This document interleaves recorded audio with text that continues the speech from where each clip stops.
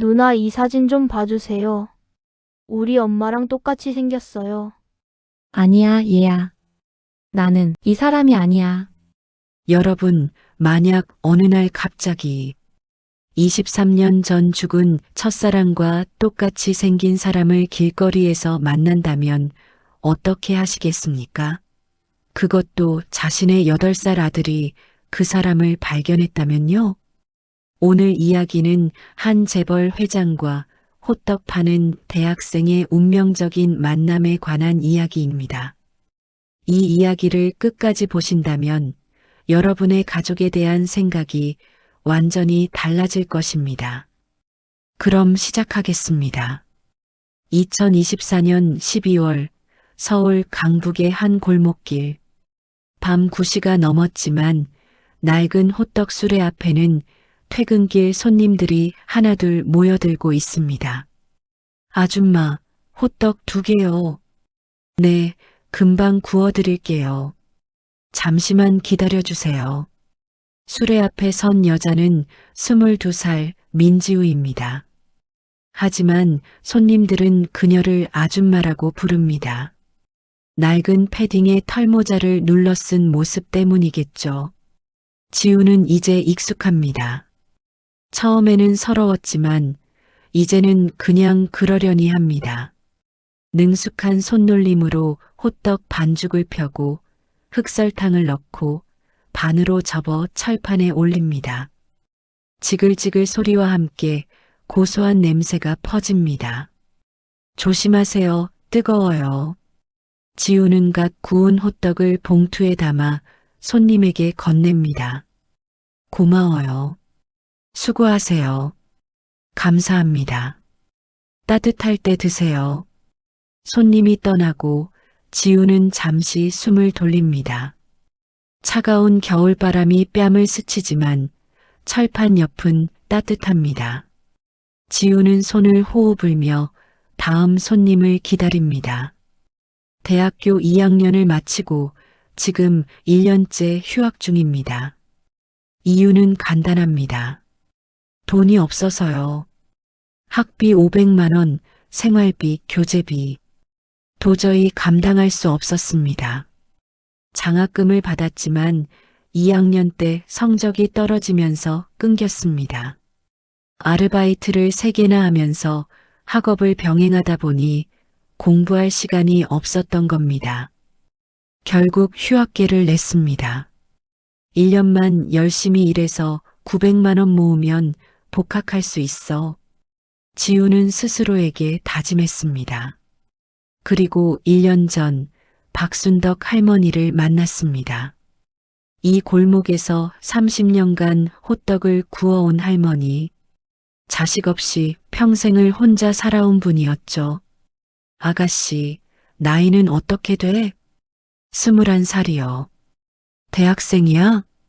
네, 근데 지금은 휴학 중이에요. 그래.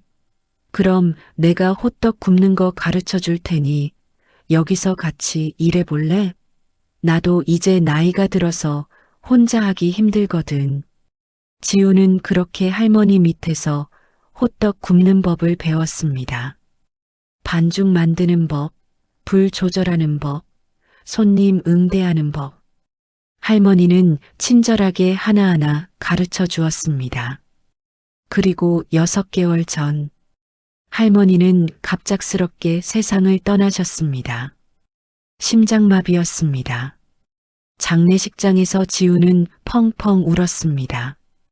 세상에 자신을 이해해주는 유일한 사람이었는데 할머니는 유언으로 이 호떡 수레를 지우에게 물려주셨습니다. 지우야, 호떡은 말이야. 따뜻해야 해. 음식도 마음도. 그래야 사람들이 다시 찾아온다. 이 수레는 내가 가져. 넌 좋은 아이니까 잘할 거야. 그것이 할머니의 마지막 말이었습니다.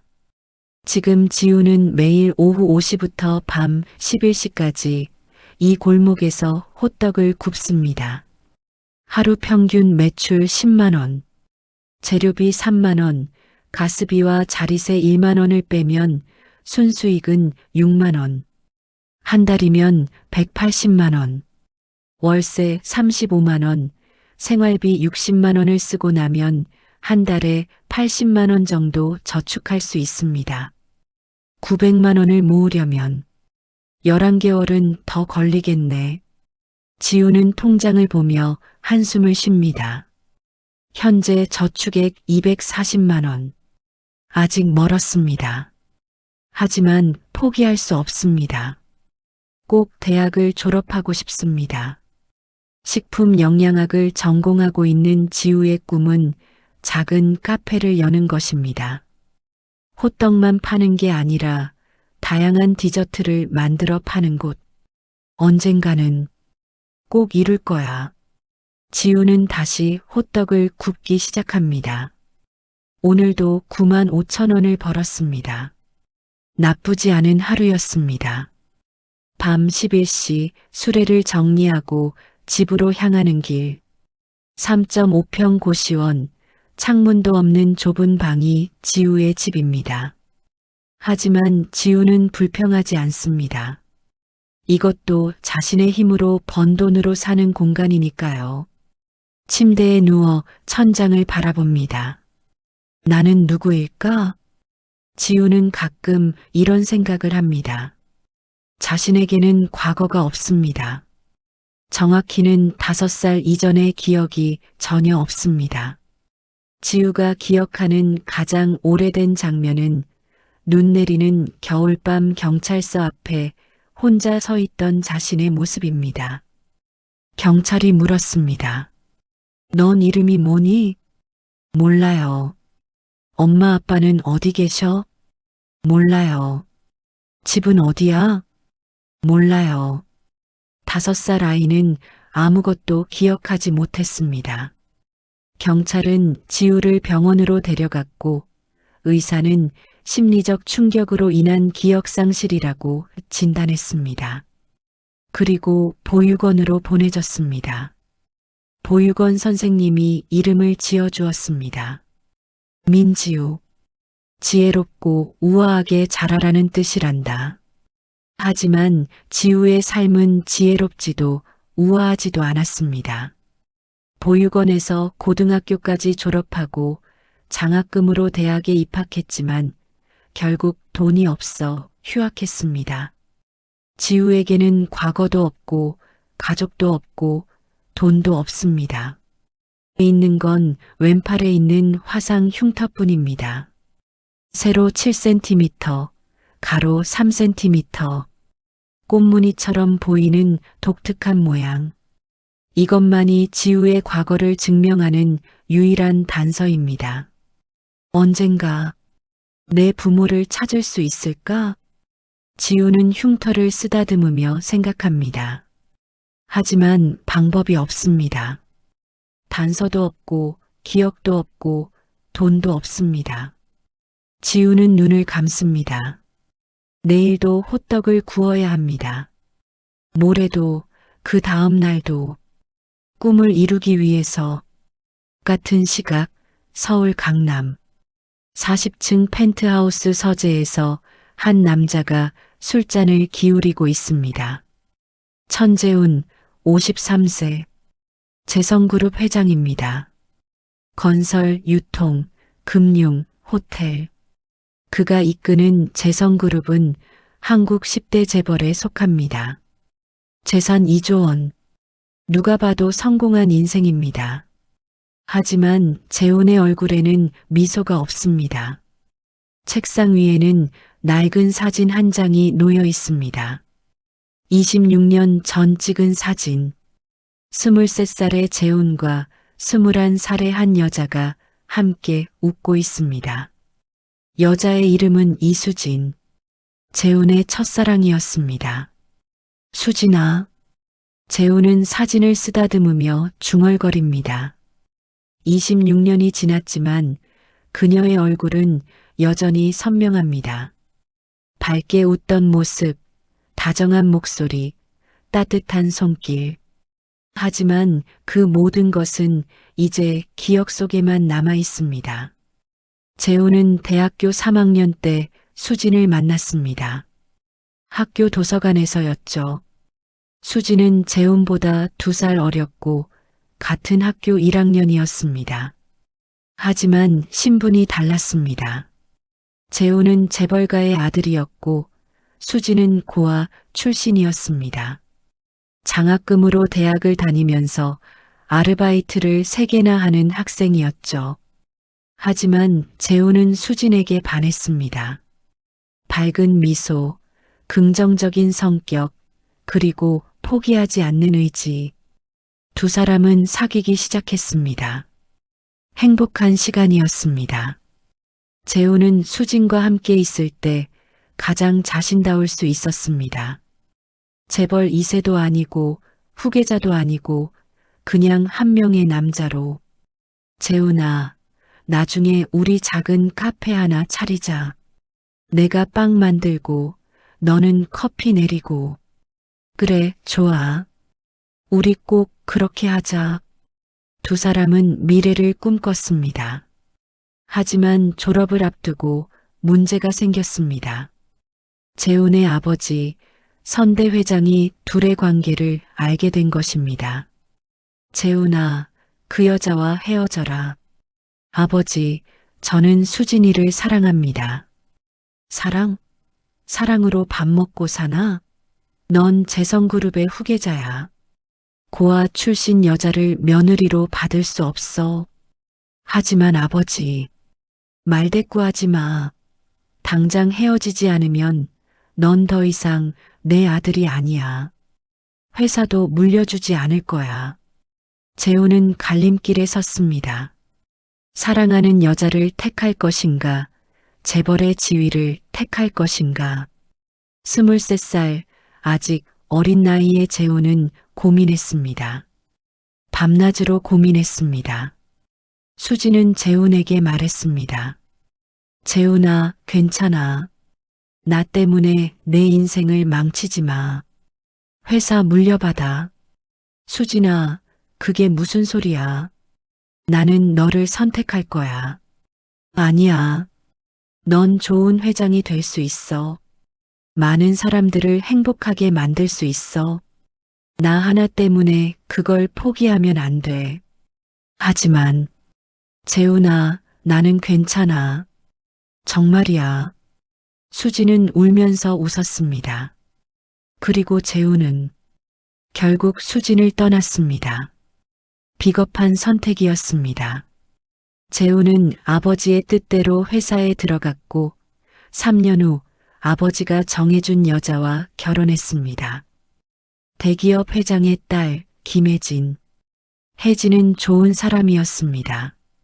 재훈을 사랑했고 아내로서의 역할을 충실히 했습니다.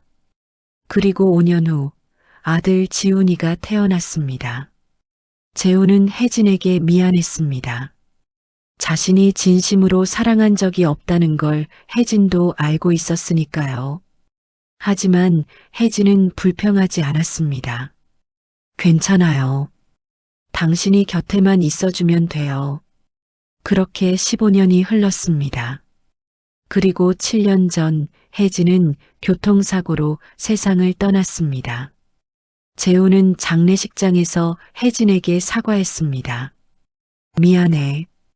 당신을 진심으로 사랑하지 못해서. 혜진이 떠나고 재훈에게 남은 건 8살 아들 지훈이 뿐이었습니다. 재훈은 회사 일에 매진했습니다.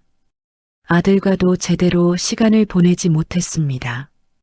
그리고 가끔 밤에 혼자 서재에 앉아 수진의 사진을 바라봅니다.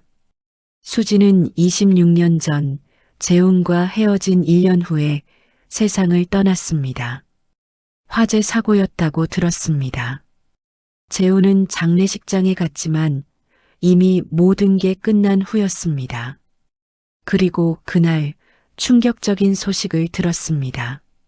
수진이 아이를 낳았다는 것. 재훈의 아이를. 아이는 어디 있습니까? 제 아이는 어디에? 재훈은 미친 듯이 물었지만 아무도 몰랐습니다. 화재 당시 집에 아무도 없었고 아이의 행방을 아는 사람이 없었습니다. 재훈은 사람을 고용해 23년 동안 딸을 찾았습니다. 하지만 찾을 수 없었습니다. 단서가 전혀 없었습니다. 내 딸은 지금 어디서 무엇을 하고 있을까? 재우는 매일 밤 이 생각을 합니다. 건강하게 잘 자라고 있을까? 행복하게 살고 있을까? 하지만 답은 없습니다. 재우는 술잔을 비우고 사진을 서랍에 넣습니다. 그리고 창밖을 바라봅니다. 서울의 야경이 펼쳐져 있지만 재훈의 마음은 어둡습니다. 수진아, 미안해. 내가 너를 지키지 못해서. 다음 날 토요일 오전, 재훈의 펜트하우스 거실에서 8살 지훈이가 혼자 만화를 보고 있습니다. 지훈아, 아침 먹어라. 가정부 김이모가 식탁에 음식을 차려놓고 부릅니다. 네. 지훈이는 식탁에 앉았지만 혼자입니다. 아빠는 이른 아침부터 회사에 나갔습니다. 주말에도 일하는 아빠. 지훈이는 익숙합니다. 엄마가 돌아가신 후로 아빠는 더욱 일에만 매진했습니다.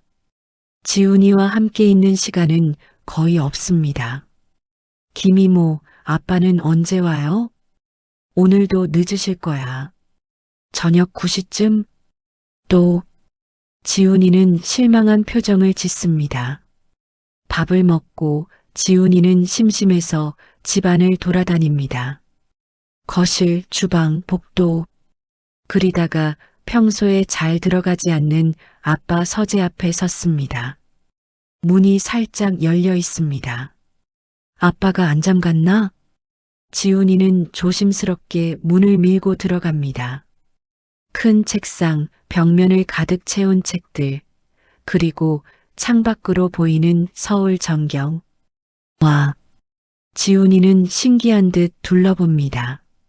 그리고 책상 위에 놓인 서랍 하나를 발견합니다. 잠겨 있지 않습니다. 지훈이는 호기심에 서랍을 열어봅니다. 안에는 낡은 사진 몇 장이 들어 있습니다. 지훈이는 사진 한 장을 꺼냅니다. 젊은 남자와 여자가 함께 웃고 있는 사진. 남자는 아빠입니다. 젊은 시절 아빠. 그럼 이 여자는 누구? 엄마는 아닙니다. 지훈이는 엄마의 얼굴을 기억합니다. 이 여자는 엄마가 아닙니다. 사진 뒷면에 뭔가 적혀 있습니다. 1998년 봄, 수진이와 함께. 수진? 누구지? 지훈이는 다른 사진들도 꺼내봅니다. 모두 같은 여자와 아빠가 함께 찍은 사진들입니다. 대학교 캠퍼스, 공원, 카페. 두 사람은 정말 행복해 보입니다. 지훈이는 한 장의 사진을 유심히 봅니다. 여자가 환하게 웃고 있는 클로즈업 사진. 정말 예쁜 미소입니다. 이 사람 누구지? 지훈이는 그 사진을 주머니에 넣습니다. 나중에 아빠에게 물어봐야겠다고 생각하면서요. 하지만 아빠는 그날도 늦게 들어왔고 지훈이는 물어볼 기회를 놓쳤습니다. 그리고 그 사진은 지훈이의 방 서랍에 그대로 남아있게 되었습니다. 일주일이 지났습니다. 재훈은 여전히 바쁘고 지훈이는 여전히 외롭습니다. 토요일 저녁 지훈이는 운전기사 김기사 아저씨와 함께 외출했습니다. 지훈 도련님, 어디 가고 싶으세요? 그냥 아무 데나 가요. 집에 있기 싫어요. 알겠습니다. 김 기사는 차를 몰기 시작했습니다. 강남에서 강북으로. 그리고 한 골목길에서 차가 신호에 걸렸습니다. 지훈이는 창밖을 보다가 한 곳에 시선이 멈췄습니다. 길가에 호떡 수레가 있었고 한 여자가 호떡을 굽고 있었습니다. 털모자를 눌러 쓰고 있었지만 옆 얼굴이 보였습니다. 그 순간 지훈이는 눈이 커졌습니다. 저 사람. 지훈이는 급하게 가방에서 사진을 꺼냈습니다. 아빠 서재에서 가져온 그 사진. 수진이라고 적혀 있던 여자의 사진. 그리고 창밖의 호떡 장수를 번갈아 봤습니다. 헉! 지훈이는 숨이 멎을 것 같았습니다. 똑같습니다. 사진 속 여자와 저 호떡 장수가 똑같이 생겼습니다. 물론 사진은 26년 전 것이고 저 여자는 젊지만 얼굴이 정말 똑같습니다. 눈매, 코, 입모양, 미소. 아저씨, 차 세워주세요. 네. 왜요, 도련님? 저기 가보고 싶어요. 저 호떡 가게. 김 기사는 당황했지만 차를 세웠습니다. 도련님, 혼자 가시려고요? 네. 저 괜찮아요. 지훈이는 사진을 꽉 쥐고 차에서 내렸습니다. 그리고 호떡 수레로 달려갔습니다. 어서 오세요. 호떡 사갈래요? 지우는 어린 손님을 보고 미소를 지었습니다. 8살쯤 되어 보이는 남자아이. 깨끗한 옷에 고급스러운 패딩 점퍼. 분명 부유한 집 아이처럼 보였습니다. 하지만 지훈이는 말을 하지 못하고 그냥 지우를 빤히 쳐다보고 있었습니다. 왜 그래? 호떡 처음 봐? 지우가 다정하게 물었습니다. 지훈이는 떨리는 손으로 주머니에서 사진을 꺼냈습니다. 그리고 지우에게 내밀었습니다. 누나, 이 사진 좀 봐주세요.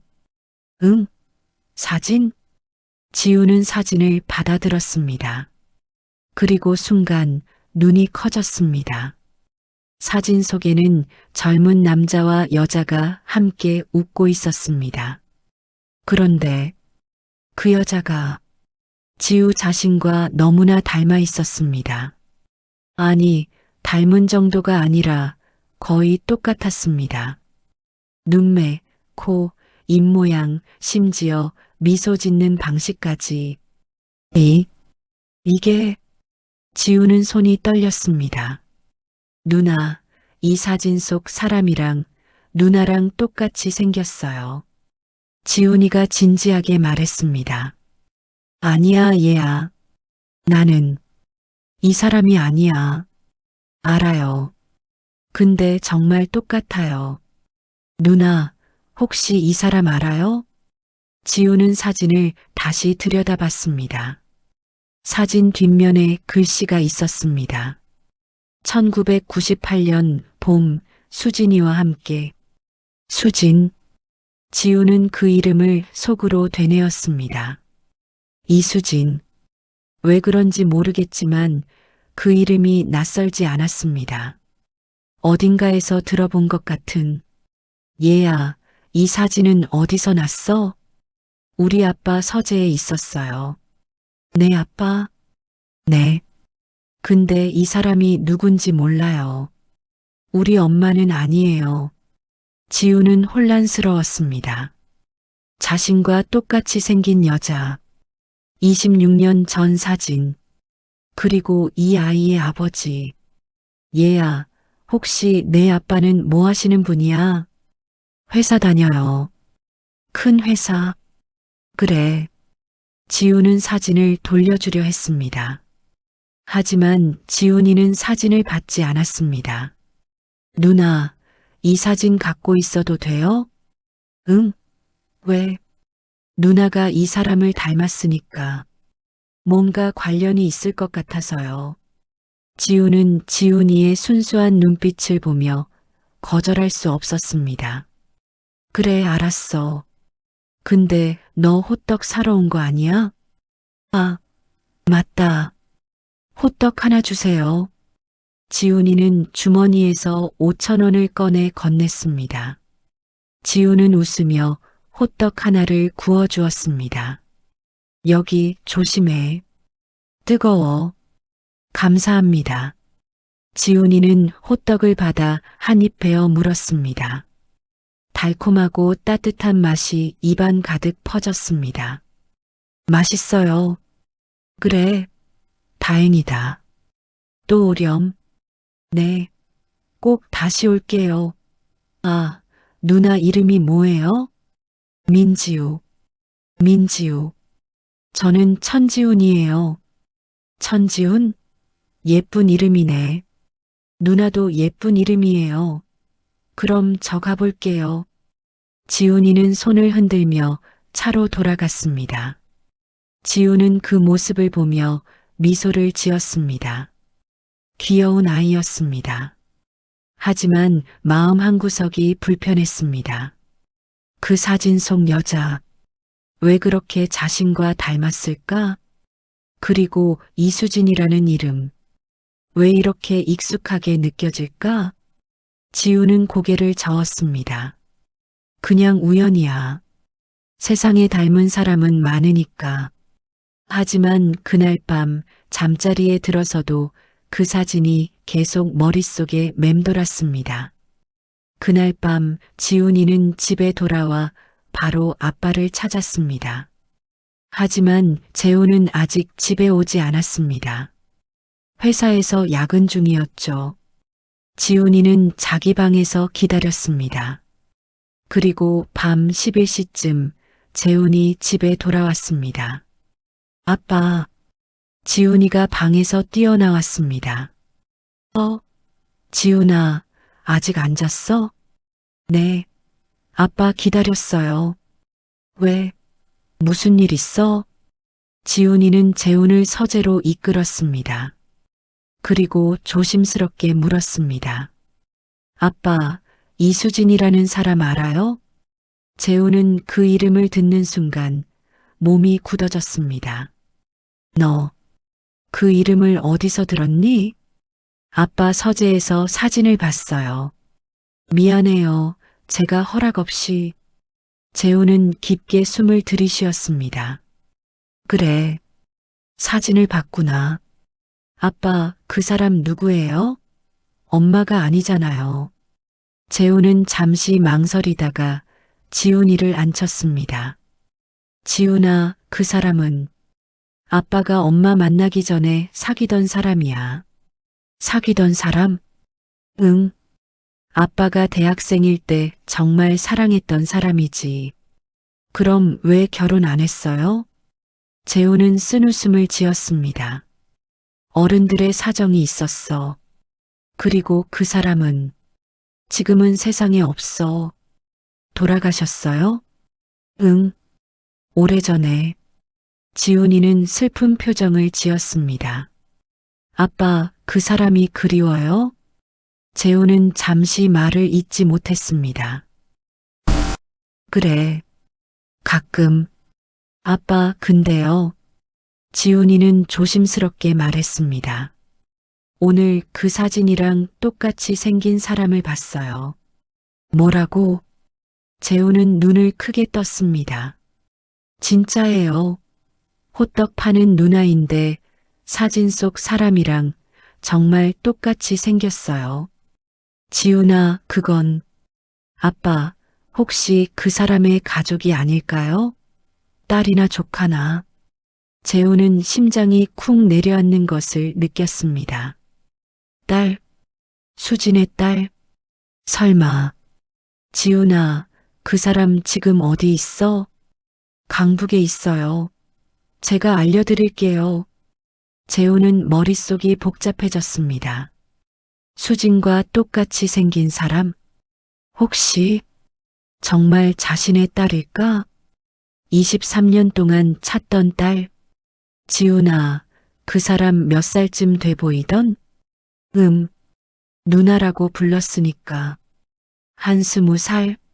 아니면 좀 더? 20살. 나이가 맞습니다. 재훈은 가슴이 두근거렸습니다. 아빠, 내일 같이 가봐요. 제가 안내할게요. 그래, 알았다. 재훈은 그날 밤 한숨도 자지 못했습니다. 계속 생각했습니다. 정말 내 딸일까? 23년 만에 찾은 걸까? 하지만 동시에 두려웠습니다. 만약 딸이 맞다면 그동안 어떻게 살았을까? 나를 원망하지는 않을까? 다음 날 일요일, 재우는 지훈이와 함께 강북 골목으로 향했습니다. 운전기사 김 기사가 차를 몰고 재훈과 지훈이는 뒷좌석에 앉아 있었습니다. 아빠, 저기에요. 저기. 지훈이가 가리킨 곳에 호떡 수레가 보였습니다.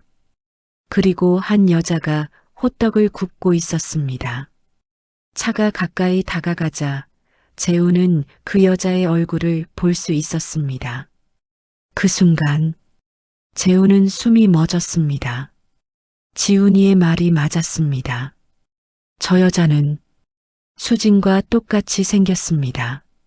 아니, 정확히는 젊은 시절의 수진과 똑같습니다. 눈매, 코, 입모양, 미소, 모든 것이 수진과 같습니다. 아빠, 맞죠? 똑같죠? 지훈이가 물었습니다. 재훈은 대답하지 못했습니다. 그저 호떡 수레 앞 여자를 빤히 쳐다보고만 있었습니다. 수진아, 정말 너니? 아니면 우리 딸이니? 재훈의 눈에서 눈물이 흘러내렸습니다. 아빠, 차에서 내려요. 지훈이가 재훈의 팔을 잡아당겼습니다. 재훈은 정신을 차리고 차에서 내렸습니다. 그리고 천천히 호떡 수레로 다가갔습니다. 지훈은 손님에게 호떡을 건네고 있었습니다. 그리고 고개를 돌려 재훈을 봤습니다. 어서 오세요. 지훈은 밝게 웃으며 인사했습니다. 재훈은 말을 할 수 없었습니다. 너무나 수진과 닮았습니다. 누나, 저예요. 어제 왔던 지훈이요. 지훈이가 손을 흔들며 다가갔습니다. 아, 지훈이? 또 왔구나. 네. 오늘은 아빠랑 같이 왔어요. 지훈은 재훈을 쳐다봤습니다. 50대 초반으로 보이는 남자. 정장을 입고 있었지만 표정이 묘하게 굳어 있었습니다. 안녕하세요. 지훈이 아버지세요? 네. 재훈은 겨우 대답했습니다. 호떡 드시겠어요? 아, 네. 재훈은 멍하니 대답했습니다. 지훈은 호떡 2개를 구워서 건넸습니다. 여기요. 조심하세요. 뜨거워요. 재훈은 호떡을 받으면서 지우의 손을 받습니다. 그리고 순간 눈이 커졌습니다. 지우의 왼쪽 팔뚝에 무언가가 보였습니다. 소매가 살짝 거쳐 올라가면서 흉터가 보인 것입니다. 꽃무늬 모양의 화상 흉터. 재훈은 그 흉터를 알고 있었습니다. 수진도 같은 자리에 같은 모양의 흉터가 있었습니다. 수진은 말했었죠. 우리 엄마도 이 흉터가 있었대. 신기하지? 우리 집안 여자들은 다 같은 자리에 화상을 입는 것 같아. 재훈은 떨리는 목소리로 물었습니다. 실례지만 나이가 어떻게 되시나요? 지우는 약간 당황한 표정을 지었습니다. 저요? 22살이요. 22. 재훈은 계산했습니다. 2024년에 22살이면 2002년생. 수진이 세상을 떠난 게 2001년. 그 전에 아이를 낳았다면 시기가 맞습니다. 혹시 부모님은 어떻게 되시나요? 재훈의 질문에 지우는 잠시 망설였습니다. 개인적인 질문이었지만 뭔가 이 남자의 표정이 심상치 않았습니다. 부모님은 모릅니다. 모른다고요? 네. 저는 보육원에서 자랐어요. 5살 때 경찰서 앞에서 발견됐대요. 그 이전 기억은 하나도 없고요. 재훈은 눈앞이 캄캄해지는 것을 느꼈습니다. 22살, 보육원 출신, 5살 때 발견, 수진과 똑같은 얼굴, 그리고 왼팔의 화상 흉터. 모든 것이 맞습니다. 실례지만 재우는 떨리는 목소리로 물었습니다. 왼쪽 팔에 흉터가 있으시죠? 지우는 놀란 표정을 지었습니다. 어떻게 아셨어요? 보여주실 수 있으신가요? 지우는 이상하게 생각했지만 소매를 걷어 올렸습니다. 세로 7cm, 가로 3cm, 꽃무늬 모양의 화상 흉터. 재우는 그 흉터를 보는 순간 무릎이 꺾였습니다. 아빠. 지훈이가 깜짝 놀라 재훈을 붙잡았습니다. 지우도 놀라 수레 밖으로 나왔습니다. 괜찮으세요? 재훈은 지우를 올려다봤습니다. 그리고 눈물을 흘리며 말했습니다. 혹시 당신이 내 딸이 아닐까요? 지우는 얼어붙었습니다. 네, 나는 23년 동안 당신을 찾았습니다. 제발 DNA 검사를 해봅시다. 제발. 재훈의 목소리는 떨리고 있었습니다. 지우는 혼란스러웠습니다. 갑자기 나타난 이 남자가 자신의 아버지라고? 저는 지우는 말을 잇지 못했습니다. 너무나 갑작스러운 상황이었습니다. 지우 씨, 제발 부탁입니다. 한 번만 검사해 봅시다. 재우는 간절한 눈빛으로 지우를 봤습니다. 지우는 한참을 망설이다가 천천히 고개를 끄덕였습니다. 알겠습니다. DNA 검사는 3일 후에 결과가 나온다고 했습니다. 지우는 그동안 평소처럼 호떡을 팔며 지냈습니다. 하지만 마음은 편치 않았습니다. 정말 저 사람이 내 아버지일까? 재벌 회장이라던데. 그럼 왜 나를 버렸을까? 지우는 혼란스러웠습니다. 한편 재우는 회사 일도 손에 잡히지 않았습니다. 계속 지우를 생각했습니다. 정말 내 딸이 맞을까? 23년 만에 찾은 걸까? 재우는 옛날 기억을 떠올렸습니다. 26년 전 수진과 헤어진 그날. 재훈아, 수진아, 미안해. 나 너를 선택할 수 없을 것 같아. 괜찮아. 나는 이해해. 정말 미안해. 재훈아, 나 할 말이 있어. 응?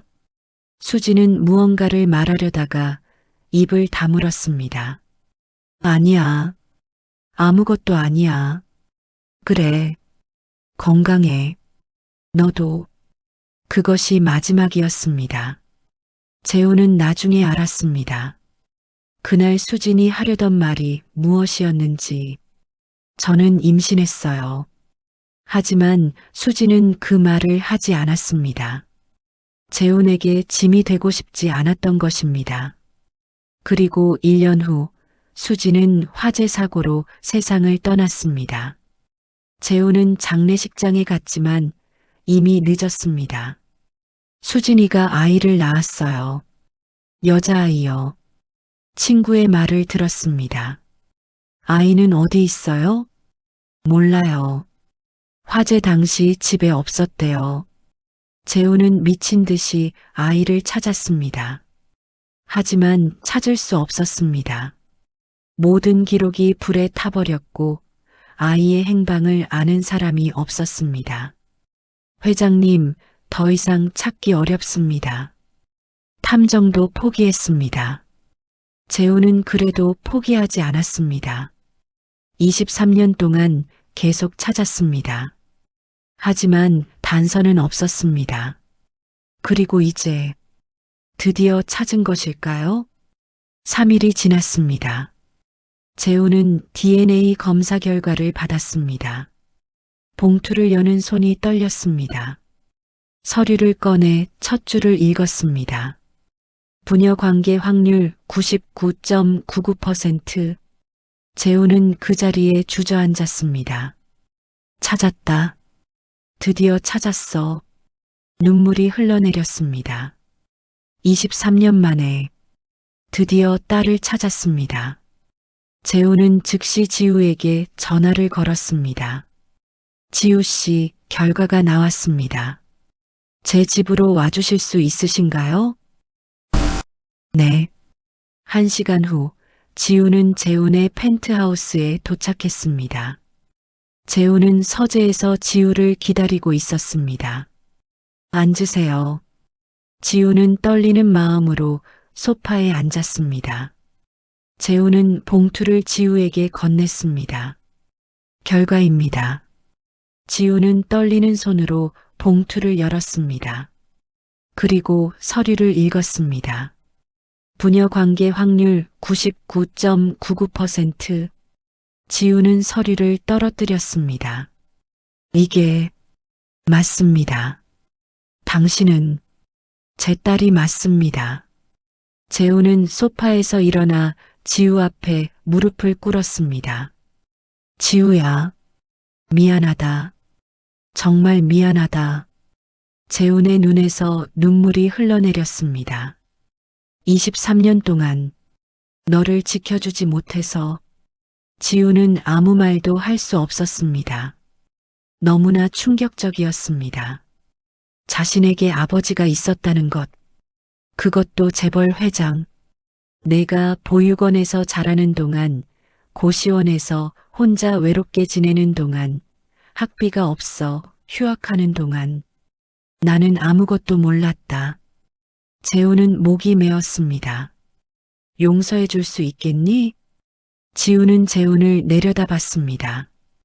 50대 재벌 회장이 자신 앞에 무릎을 꿇고 울고 있었습니다. 지우의 눈에서도 눈물이 흘러내렸습니다. 저는 화가 나요. 지우의 목소리는 떨렸습니다. 23년 동안 혼자였어요. 부모가 누군지도 몰랐어요. 미안하다. 보육원에서 얼마나 외로웠는지 아세요? 다른 애들은 부모님이 면회 오는데 저는 아무도 없었어요. 지우의 눈물이 멈추지 않았습니다. 고등학교 때는 아르바이트로 용돈 벌었어요. 대학 가려고 밤새 공부했어요. 그런데 돈이 없어서 휴학했어요. 매일 밤 11시까지 호떡 팔아서 하루에 6만 원 벌어요. 한 달에 80만 원 모으려고 주말도 없이 일해요. 지우는 울면서 말했습니다. 그런데 갑자기 아버지가 나타나서 재벌이래요. 돈이 2조 원이래요. 너무 웃기지 않아요? 재우는 고개를 들지 못했습니다. 하지만 지우는 눈물을 닦았습니다. 그래도 찾아줘서 고마워요. 23년이 걸렸지만 그래도 만날 수 있어서. 재우는 고개를 들어 지우를 봤습니다.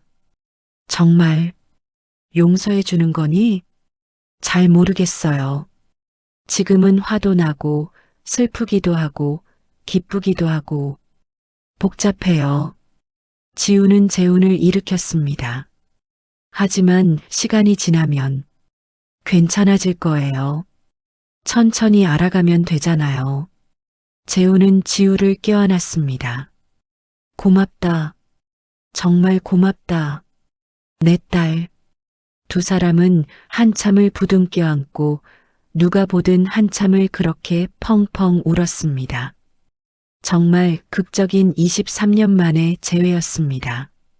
지우가 재훈의 딸이라는 사실이 밝혀진 후 많은 것이 변했습니다.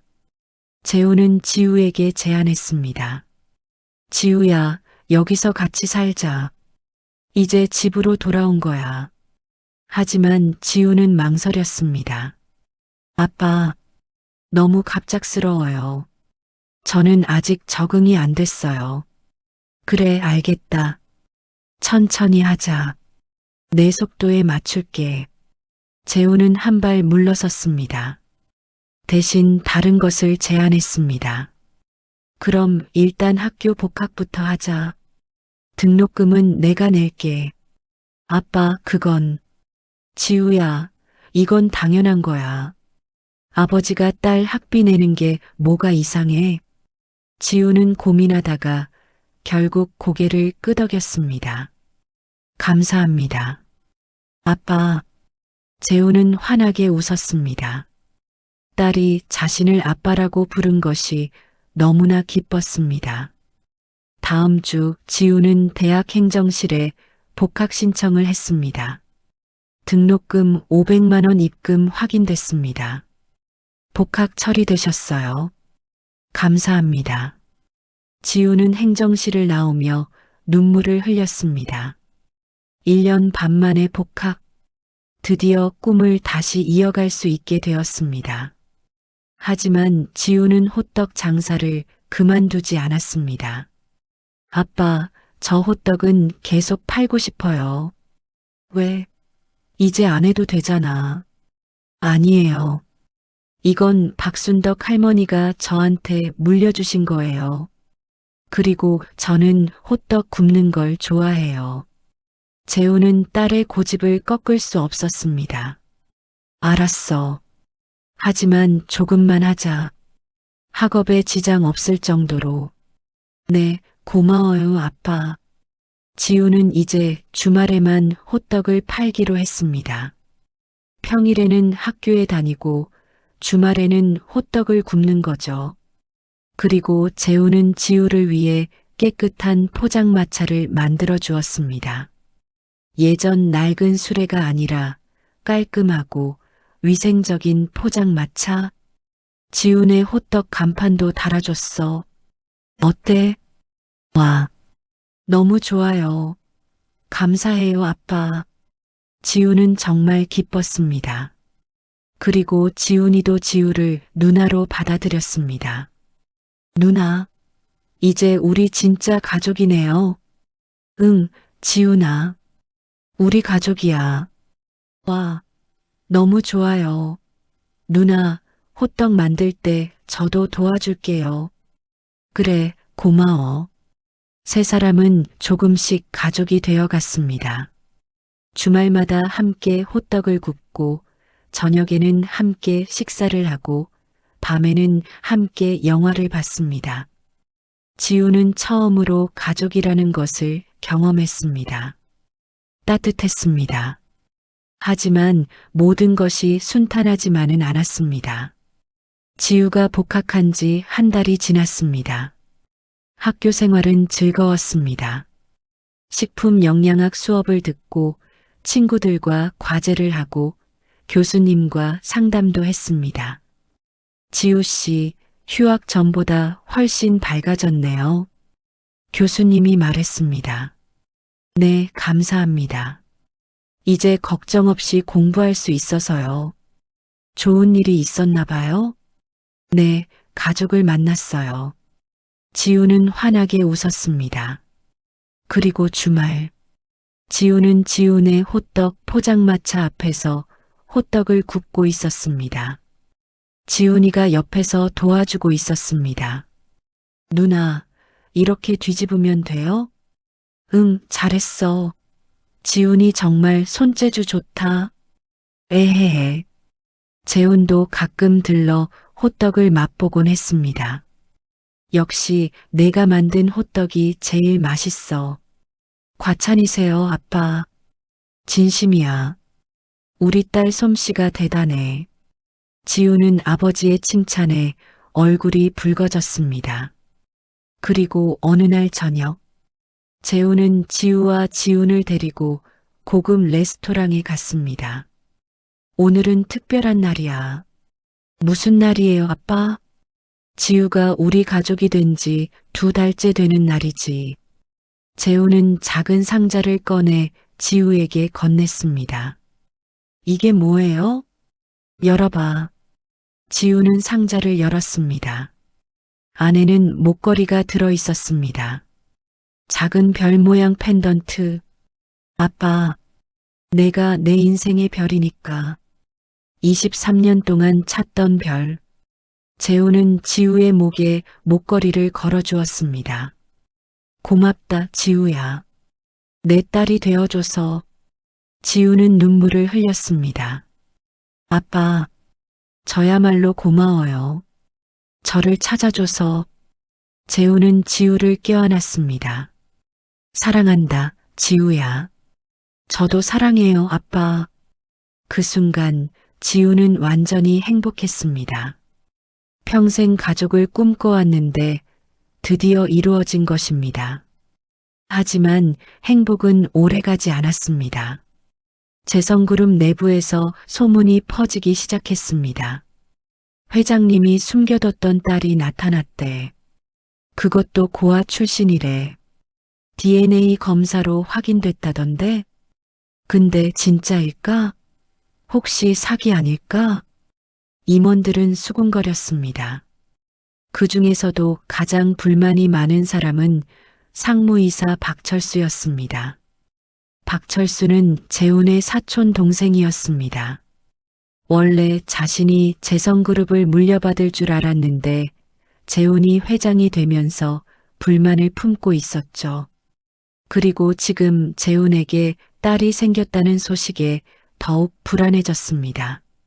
만약 저 여자가 후계자가 되면 박철수는 가만히 있을 수 없었습니다. 그는 사립탐정을 고용했습니다. 민지우라는 여자를 조사해 과거에 문제 있는 일이 없는지, 범죄 기록은 없는지, 빚은 없는지, 뭐든 좋으니까 흠집을 찾아내. 알겠습니다. 탐정은 지우의 과거를 파헤치기 시작했습니다. 보육원 시절, 고등학교 시절, 대학 시절. 하지만 아무것도 나오지 않았습니다. 지우는 모범적으로 살아왔습니다. 별다른 게 없네요. 아주 깨끗합니다. 탐정의 보고에 박철수는 실망했습니다. 뭐라도 있어야 할 텐데. 그때 탐정이 한 가지를 덧붙였습니다. 아, 그런데 한 가지 이상한 게 있습니다. 뭔데? 민지우 씨가 5살 때 경찰서 앞에서 발견되기 전, 그러니까 2살부터 5살까지 3년 동안의 기록이 전혀 없습니다. 3년? 네. 어디서 뭘 했는지 아무도 모릅니다. 완전히 공백이에요. 박철수는 눈을 빛냈습니다. 그 3년 동안 뭔가 있었을 거야. 더 파보라고. 하지만 기록이 전혀 없는데요. 그래도 찾아봐. 반드시 뭔가 있을 거야. 탐정은 다시 조사를 시작했습니다. 그리고 며칠 후 놀라운 사실을 발견했습니다. 회장님, 찾았습니다. 탐정이 흥분해서 박철수에게 전화를 걸었습니다. 뭘 찾았는데? 민지우가 5살 때 발견된 경찰서 근처에 당시 인신매매 조직이 활동하고 있었습니다. 인신매매? 네.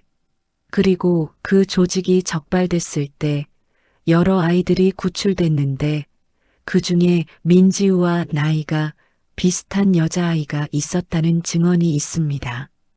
박철수는 미소를 지었습니다. 좋아. 이거야. 하지만 확실한 증거는 없습니다. 그냥 증언일 뿐이에요. 상관없어. 의심만 심어도 충분해. 박철수는 계획을 세우기 시작했습니다. 며칠 후 재성그룹 임원회의가 열렸습니다. 재훈도 참석했습니다. 회의가 거의 끝나갈 무렵 박철수가 손을 들었습니다. 회장님, 한 가지 여쭤볼 게 있습니다. 무엇인가? 최근에 회장님의 따님이 나타나셨다는 소문을 들었습니다. 회의실이 조용해졌습니다. 모두가 박철수를 쳐다봤습니다. 그게 무슨 상관인가? 재훈의 표정이 굳어졌습니다. DNA 검사로 확인하셨다고 들었는데 혹시 따님의 과거에 대해서는 조사해 보셨나요? 무슨 소리인가? 따님이 5살 때부터 보육원에 계셨다는 건 알고 계시죠? 그런데 그 이전 3년 동안의 기록이 전혀 없습니다. 박철수는 서류를 테이블에 던졌습니다. 그리고 당시 그 지역에서 인신매매 조직이 활동하고 있었습니다. 혹시 따님이 그 조직과 관련이 있는 건 아닐까요? 재우는 얼굴이 창백해졌습니다. 당신 지금 무슨 소리를 하는 건가? 회장님, 오해하지 마세요. 저는 그냥 회사를 위해 확인하는 겁니다. 만약 따님이 범죄 조직과 관련이 있다면 회사 이미지에 큰 타격이 될 수 있으니까요. 닥쳐. 당장 나가. 재훈이 소리쳤습니다. 하지만 박철수는 미소를 지으며 자리를 떠났습니다. 씨앗은 심어졌습니다. 이제 의심은 퍼질 것입니다. 그날 저녁 재훈은 서재에 틀어박혔습니다. 박철수의 말이 계속 맴돌았습니다. 인신매매 조직, 3년 동안의 공백. 재훈은 탐정에게 전화를 걸었습니다. 지우의 과거를 더 자세히 조사해 주세요. 2살부터 5살까지 어디서 무엇을 했는지 알아봐 주세요. 알겠습니다. 탐정은 다시 조사를 시작했습니다. 그리고 일주일 후 보고서를 들고 재훈을 찾아왔습니다. 회장님, 결과가 나왔습니다. 어떻게 됐나? 민지우 씨가 5살 때 발견된 경찰서 근처에서 당시 인신매매 조직이 적발됐습니다. 그리고 그때 여러 아이들이 구출됐는데 탐정은 잠시 말을 멈췄습니다. 말해보게. 그 중에 민지우 씨와 비슷한 나이의 여자아이가 있었다는 증언이 있습니다. 하지만 그 아이의 신원은 확인되지 않았고 곧 사라졌다고 합니다. 재훈은 숨이 막혔습니다. 그럼 지우가 확실하지는 않습니다. 단지 가능성일 뿐입니다. 하지만 탐정은 또 다른 서류를 꺼냈습니다. 경찰 기록을 보면 민지우 씨가 발견됐을 때 몸 상태가 좋지 않았다고 합니다. 영양실조와 여러 상처가 있었다고요. 그리고 심리적 충격으로 기억을 잃은 상태였습니다. 재훈은 고개를 떨구었습니다. 자신의 딸이 그런 끔찍한 일을 겪었다니. 회장님, 하지만 이건 과거의 일입니다. 민지우 씨는 피해자일 뿐 범죄와는 아무 관련이 없습니다. 알고 있네. 고맙네. 탐정이 떠나고 재훈은 혼자 남았습니다. 그리고 고민했습니다. 지우에게 이 사실을 말해야 할까? 아니면 모르는 게 나을까? 하지만 결정을 내리기도 전에 사건이 터졌습니다. 다음 날 한 언론사에서 기사를 냈습니다. 재성그룹 회장의 숨겨진 딸, 인신매매 조직과 연루 의혹. 기사 내용은 추측과 억측으로 가득했지만 사람들은 믿었습니다. 인터넷에는 악플이 쏟아졌습니다. 역시 고아 출신은 믿을 수 없어. 재벌이 사기당한 거 아니야? DNA 검사도 조작할 수 있대. 지우는 학교에서 기사를 봤습니다. 그리고 충격을 받았습니다. 자신이 인신매매 조직과 연루됐다고? 지우는 집으로 달려갔습니다. 재훈을 만나야 했습니다. 펜트하우스에 도착했을 때 재훈은 서재에 있었습니다. 아빠, 지우가 문을 열고 들어왔습니다. 지우야. 아빠, 이 기사. 무슨 일이에요? 저는 인신매매 조직이랑 아무 관련 없어요. 알아. 넌 피해자야. 범죄자가 아니야. 그럼 왜 이런 기사가 나온 거예요? 재훈은 한숨을 쉬었습니다. 회사 내부에서 너를 쫓아내려는 사람이 있는 것 같아. 저를 쫓아내려고? 그래. 내 사촌 동생인 박철수란 사람이야. 원래 자기가 회사를 물려받을 줄 알았는데 내가 회장이 됐거든. 그래서 항상 불만이 많았어. 그리고 내가 나타나면서 더 불안해진 거지. 지우는 무너졌습니다. 그럼 저 때문에 아빠가 힘든 거예요? 아니야, 내 잘못이 아니야. 하지만 제가 없었다면 지우의 눈에서 눈물이 흘러내렸습니다. 아빠, 저 떠날게요. 뭐라고? 저는 아빠한테 짐이 되고 싶지 않아요. 회사도 아빠도 힘들게 하고 싶지 않아요. 지우야, 그게 무슨 소리야? 하지만 지우는 이미 결심했습니다. 아빠, 저를 찾아줘서 고마웠어요. 정말 행복했어요. 하지만 이제 가야 할 것 같아요. 지우야. 재훈이 지우를 붙잡으려 했지만 지우는 이미 문을 나서고 있었습니다.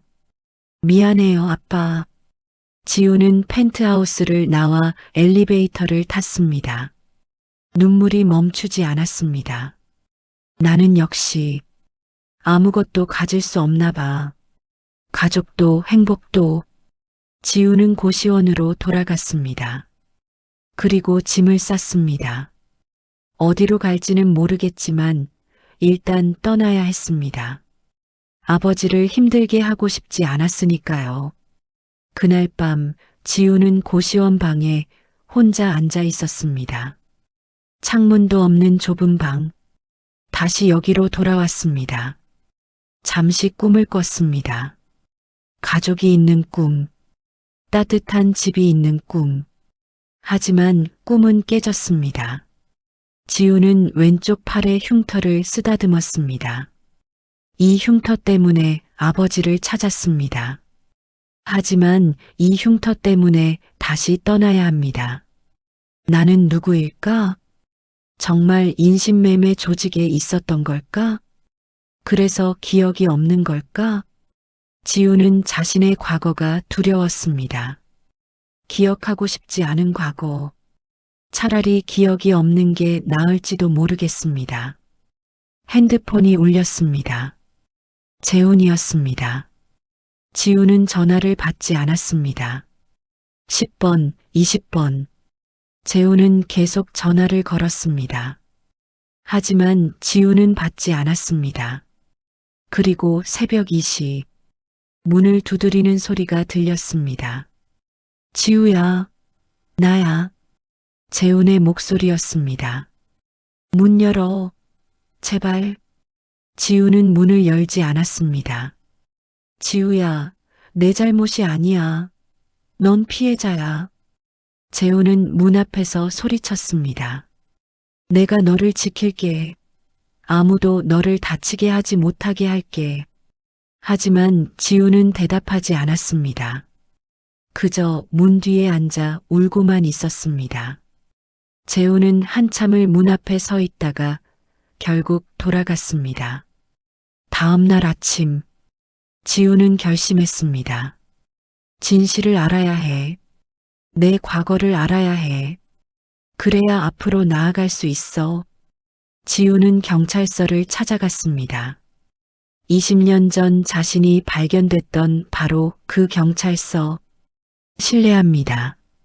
20년 전 여기서 발견된 아이에 대해 알고 싶은데요. 20년 전이요? 기록을 찾아봐야 할 텐데. 경찰은 오래된 파일을 뒤적였습니다. 그리고 한 파일을 꺼냈습니다. 아, 여기 있네요. 2004년 12월 민지우. 맞나요? 네, 맞습니다.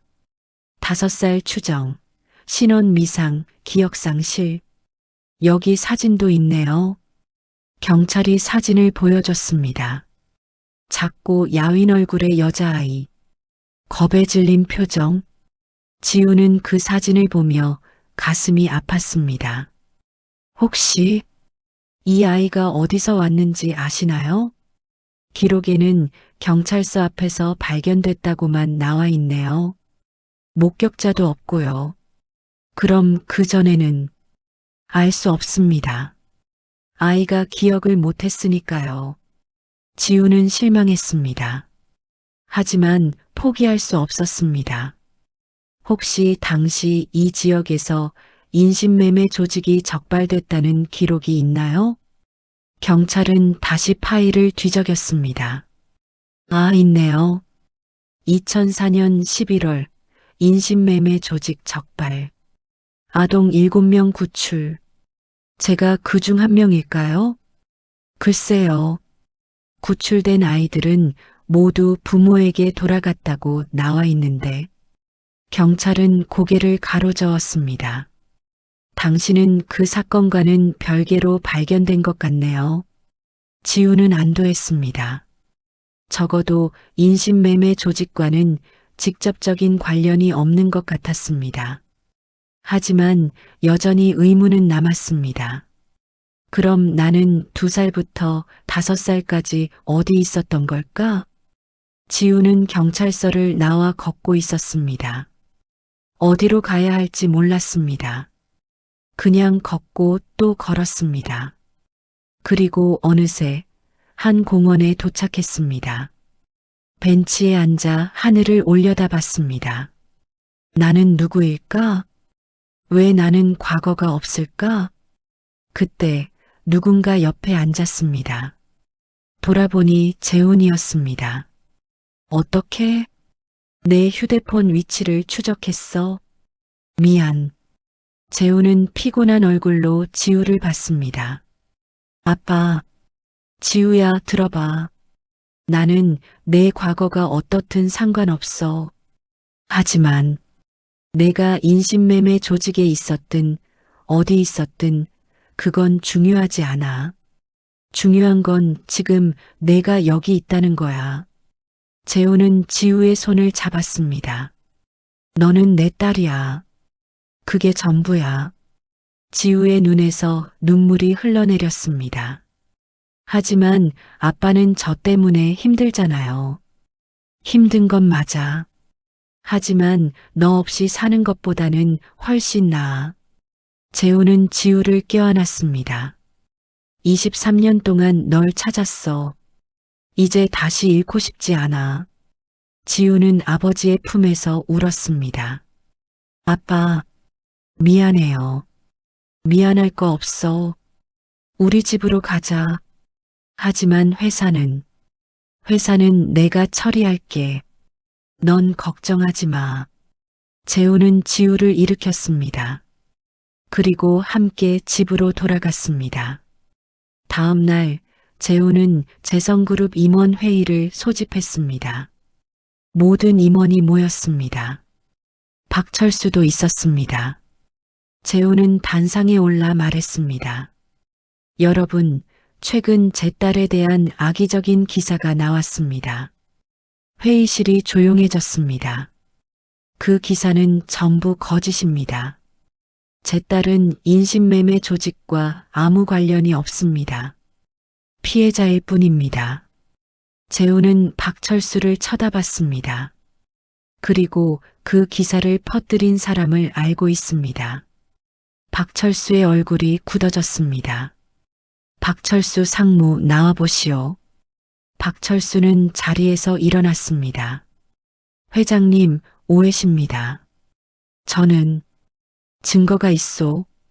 재훈은 서류를 테이블에 던졌습니다. 당신이 사립탐정을 고용해 제 딸을 조사했고 그 정보를 언론사에 팔았다는 증거요. 박철수는 말을 잇지 못했습니다. 박철수 상무, 당신은 해고요. 그리고 명예훼손으로 고소하겠소. 회장님, 나가시오. 지금 당장. 경비가 들어와 박철수를 끌고 나갔습니다. 회의실은 숙연해졌습니다. 재훈은 다시 말했습니다. 여러분, 제 딸은 제 유일한 가족입니다. 누구든 그녀를 다치게 하는 사람은 용서하지 않겠습니다. 임원들은 고개를 끄덕였습니다. 회의 끝. 재훈은 회의실을 나왔습니다. 그리고 집으로 돌아가 지우를 찾았습니다. 지우야, 다 해결했어. 정말이요? 응. 이제 아무도 널 괴롭히지 못해. 지우는 안도의 한숨을 쉬었습니다. 고마워요, 아빠. 내가 해야 할 일을 한 거야. 재우는 미소를 지었습니다. 하지만 한 가지 문제가 남아 있었습니다. 지우의 과거, 2살부터 5살까지의 공백, 그 진실을 밝혀야 했습니다. 재우는 수소문 끝에 최고라 하는 사설 탐정을 고용했습니다. 무슨 수를 써서라도 지우의 과거를 밝혀주세요. 알겠습니다. 사설 탐정은 모든 자원을 동원해 조사를 시작했습니다. 2주가 지났습니다. 그리고 사설 탐정은 놀라운 사실을 발견했습니다. 회장님, 찾았습니다. 뭘 찾았나? 민지우 씨가 2살부터 5살까지 있던 곳을요. 재우는 긴장했습니다. 어디였나? 한 요양원이었습니다. 정확히는 무연고 노인 요양원. 요양원? 네. 당시 그 요양원에서 일하던 분을 찾았습니다. 이분이 민지우 씨를 기억하고 계셨어요. 사설 탐정은 한 할머니를 데려왔습니다. 70대 후반으로 보이는 할머니였습니다. 안녕하세요. 저는 당시 그 요양원에서 간호사로 일했던 사람입니다. 할머니는 조심스럽게 말했습니다. 혹시 민지우라는 아이를 기억하시나요? 재훈이 물었습니다. 네, 기억합니다.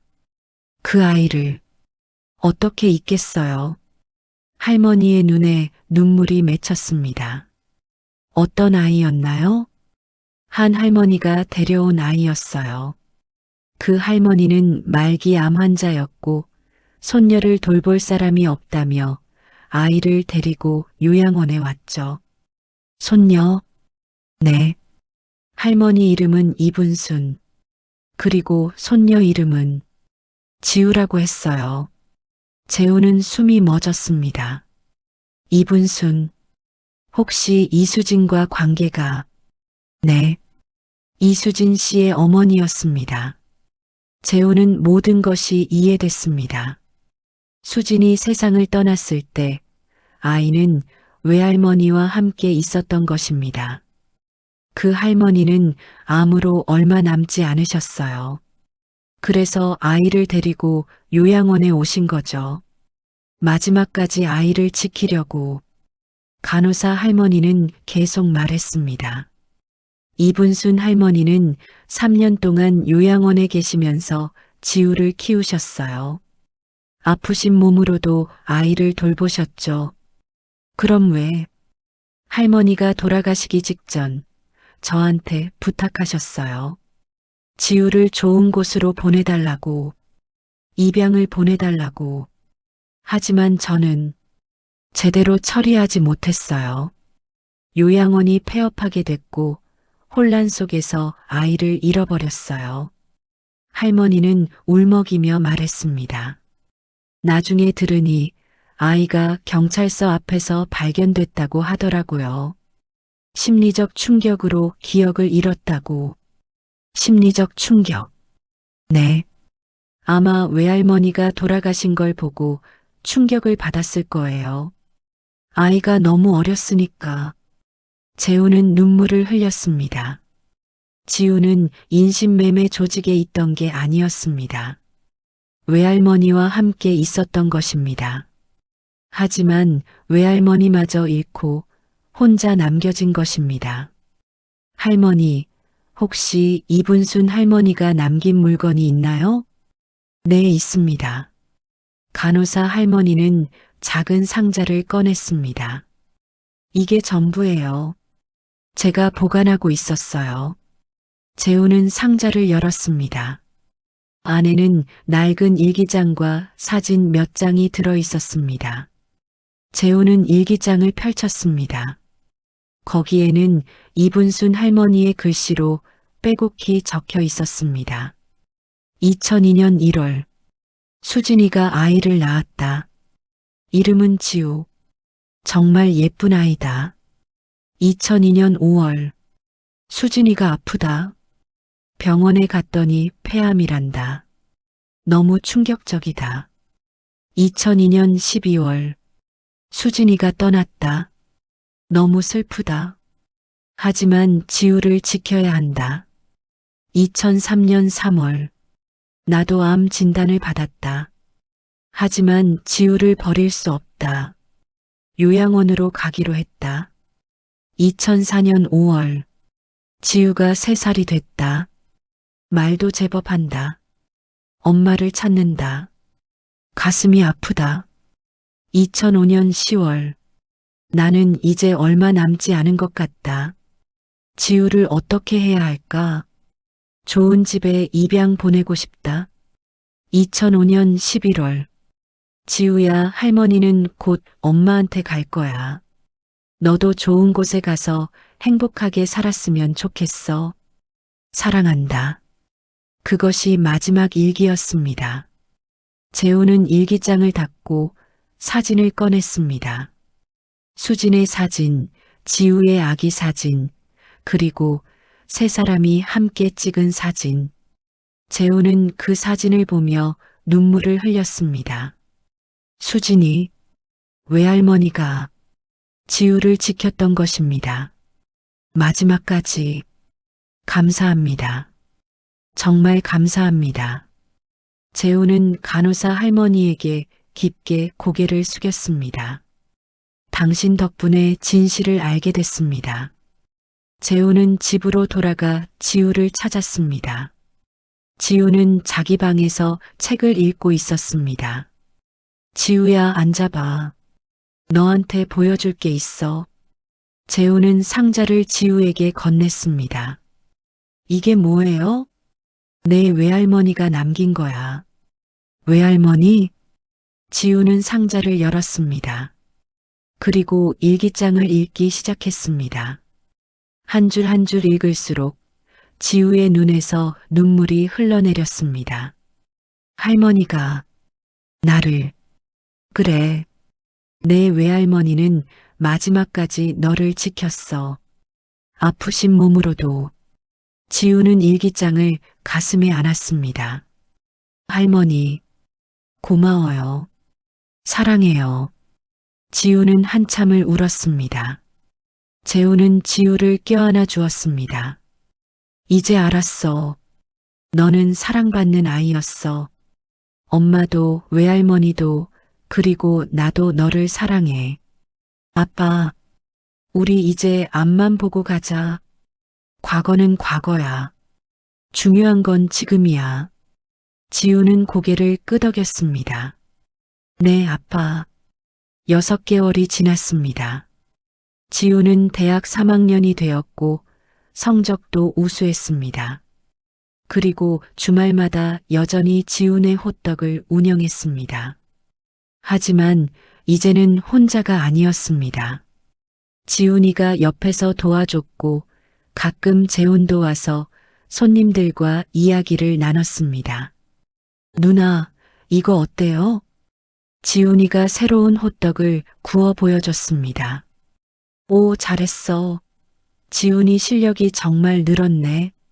에헤, 누나한테 배워서요. 재훈은 그 모습을 흐뭇하게 바라봤습니다. 우리 아이들 정말 예쁘네. 그리고 어느 토요일 저녁, 지훈은 재훈에게 제안했습니다. 아빠, 저 졸업하면 작은 카페를 차리고 싶어요. 카페? 네. 호떡만 파는 게 아니라 다양한 디저트를 만들어 파는 곳이요. 엄마와 외할머니를 기억하는 곳이요. 재훈은 미소를 지었습니다. 좋은 생각이야. 아빠가 도와줄게. 아니에요. 제 힘으로 할 거예요. 천천히요. 그래, 알겠어. 하지만 필요하면 언제든 말해. 네, 고마워요, 아빠. 1년이 더 지났습니다. 지우는 대학을 졸업했고 드디어 작은 카페를 오픈했습니다. 수진이네 카페, 엄마의 이름을 딴 카페였습니다. 오픈 첫날 많은 사람들이 찾아왔습니다. 재훈, 지훈, 그리고 친구들. 축하해, 지우야. 고마워요, 아빠. 카페 한쪽 벽에는 사진이 걸려 있었습니다. 수진의 사진, 이분순 할머니의 사진, 그리고 지금의 가족 사진. 지우는 그 사진들을 바라보며 미소를 지었습니다. 엄마, 외할머니, 보고 계시죠? 저 이렇게 잘 살고 있어요.